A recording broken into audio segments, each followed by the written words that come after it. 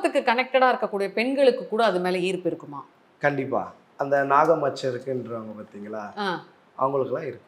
நாகமச்சம்னா நீங்க எந்த இடத்துல சொல்றீங்க நீங்க? எங்க இருக்கும் மேக்ஸிமம் தொடை நாகமச்சம்? பகுதியில, முதுகு பகுதியில இருக்கும்னுவாங்க. ஆமா. அந்த மாரி இருக்கக்கூடியவங்களுக்கு கூட இந்த தாழம்பூ ரொம்ப பிடிக்கும். ஓஹோஹோ!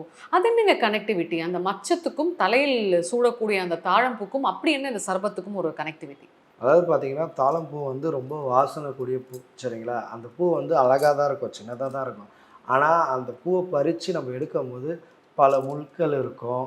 பல கஷ்டப்பட்டு தான் அந்த பூவையே எடுக்க முடியும்.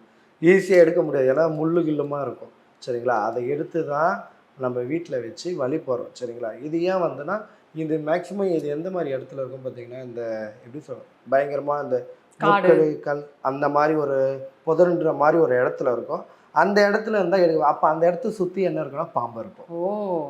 புரியுதுங்களா? பாம்பு பாதுகாக்கக்கூடிய பூன்னு கூட சொல்லலாம் இத. ம். நாகமணி எப்படி பாதுகாக்குதோ, அந்த மாரி பூ கூட சொல்லலாம். ஏன்னா, அந்த தாழம்பூக்குள்ளேயும் பாம்பு இருக்கும். ஐய்யய்யோ! அதான் சொன்னேன் பார்த்தீங்களா, சின்னோண்டு இருக்கும். அது பார்த்து வைக்கணும்.